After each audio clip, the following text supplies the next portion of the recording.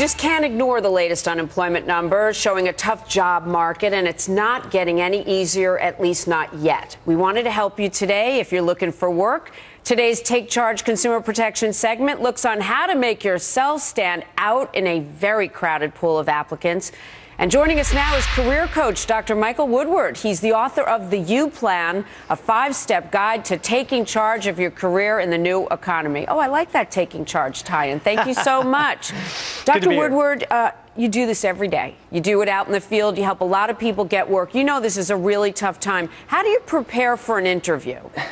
Well, you know, Jamie, the key right now is to make sure that you stand out. And I say whether it's your resume or the interview prep, you've got to make sure that you customize your application, your resume, and your talking points for every single job that you apply for, that you go in and interview for. And this is a common mistake I see that people just don't do.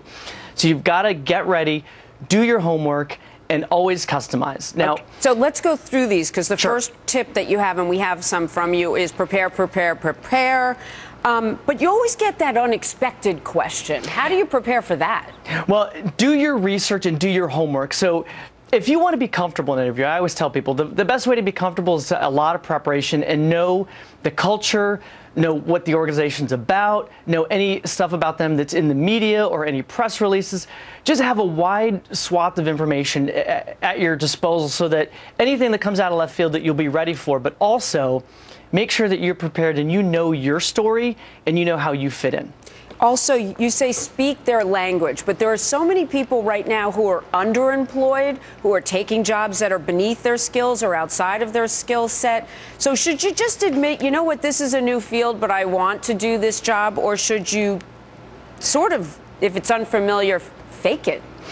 Not as much fake it, Jamie, but this goes back to the preparation. You've got to understand the jargon of the industry that you're going into. So if you're transitioning to a new job, which a lot of people are, or going into a different industry, you've got to know the language that they use, the abbreviations, the slang, understand it. And that comes back to doing your homework and look up trade publications, search their website, professional associations, understand how your skills meet what their needs are, but you've got to use their language so you show you fit in. Okay, so a lot of company websites I know have press releases, like a little section for news, and if you read about that, you can see what they're doing, how their business is doing, and what news they have to tell. That would be good. But to show differentiation, set yourself apart from the others. Do you do that the way you dress? Do you do it with what you say? How do you do it? It's mostly in what you say. And Jamie, the famous marketing guru Rosa Reeves used to call it the unique selling proposition. So in other words, when you walk in, there are hundreds of candidates likely in a lot of these positions offering the same things. You've got to show that, yes, you meet the basic criteria, but also what is different that sets you apart from those other candidates that are in line behind you or just went through the interview before you. What could that be, Dr. Woodward? It can be a lot of things. I think one could be understanding how your unique skill set can help provide value to them, or be entrepreneurial. Come up with ideas how you can help them enhance their business in ways where they may have not thought of before. So look for any gaps or holes or problems that they have and see how you can meet those. The final two are to know your talking points. I'm curious, if you walk in there with a spiel, could it sound canned?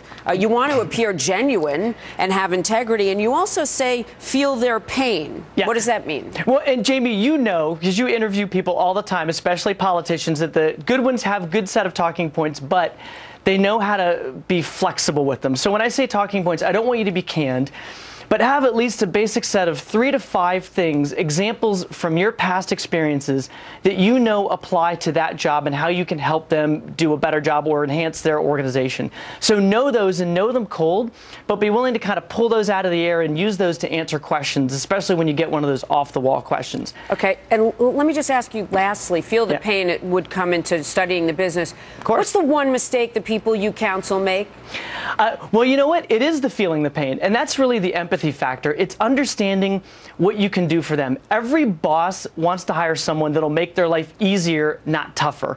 So you've got to go in and know and pay attention to what are the pain points that they have, what is it that they really need, what is their challenges or issues, and how you can help make it better and take stuff off their plate. So pay attention and even ask them questions throughout the interview. What are your challenges? What are your problems? And know how you can meet those challenges. We didn't get to it, but I imagine that you believe the handwritten thank you note is still a great thing. Thanks so much, Dr. Woodward. Very helpful today. We always want to help you take charge of a number of consumer issues. And if you want to read more about this career coach advice or others, go to foxnews.com. And on the bottom of the main page, you'll see a link for America's News headquarters. Click on that, and you'll see many of this program's Take Charge consumer protection segments.